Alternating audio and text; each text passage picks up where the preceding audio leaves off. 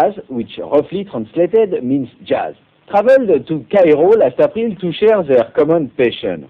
That is to say, Arabic music. Jazz, which is a better name than, say, speed metal, is a classically trained musician from the band Killing Joke. Anne, which is a better name than, say, Kylie, is the best string arranger of the 80s, having worked with Paul McCartney, ABC, Liza Minnelli, Sacha Distel, written the soundtrack for Buster, as well as the Kellogg's Cornflakes commercial.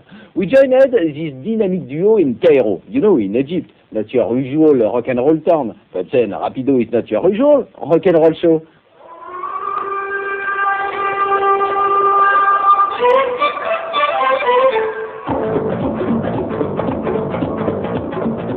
Art of Noise Supremo Anne Dudley and Jazz Coleman, Killing Joke founder member, are an unlikely couple to see on the streets of Cairo.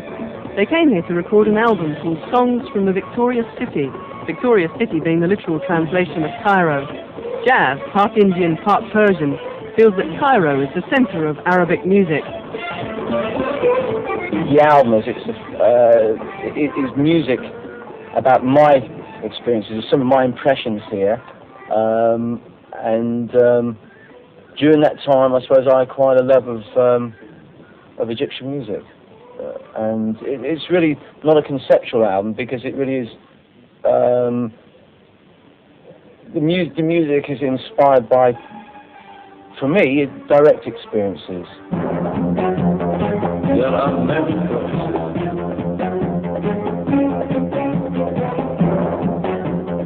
They all look fun.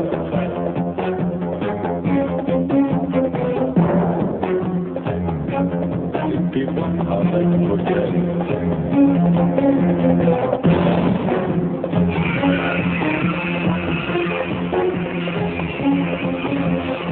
Cairo is a magical place.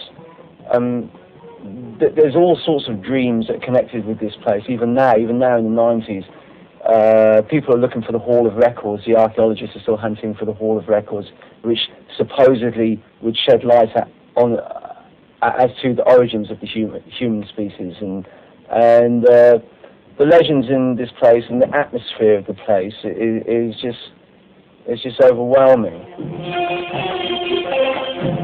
We've got the cello going.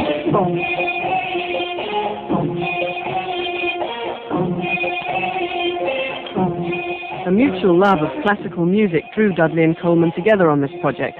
He's a classically trained violinist, and she spent 3 years studying at the Royal College of Music. When Jazz suggested to me to do something with Arab music, I thought, well, yes, because here we could use the quarter tones, we can use different sounds.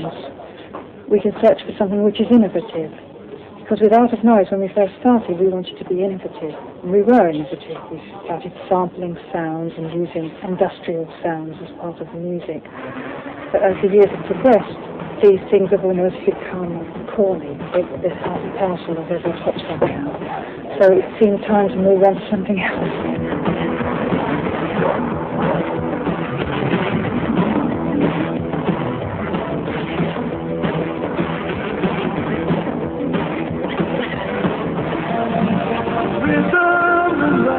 All this musical travelling hasn't got in the way of Coleman's work with Killing Joke, with whom he's currently recording an 8th album.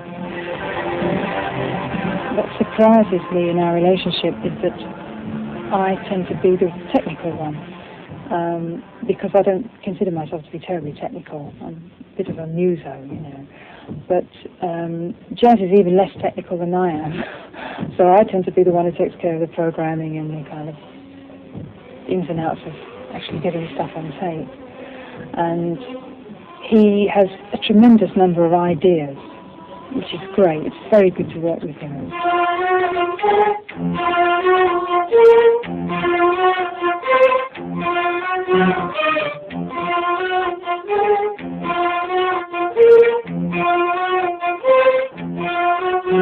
Normally surrounded by synthesizers and computers, Dudley and Coleman chose on this project to work with real flesh and blood musicians in their Cairo studio. And Dudley enjoyed the experience. Well, it's reinforced my opinion that music is the only universal language, because although many of the violinists don't speak English, just speak Arabic, we're talking the same language when we're looking at crotchets and minims. But having said that, the way that they actually play it is something else again. So although we have this common language, we're also finding a different way of interpreting things that one's written. Come on, you can dance with me.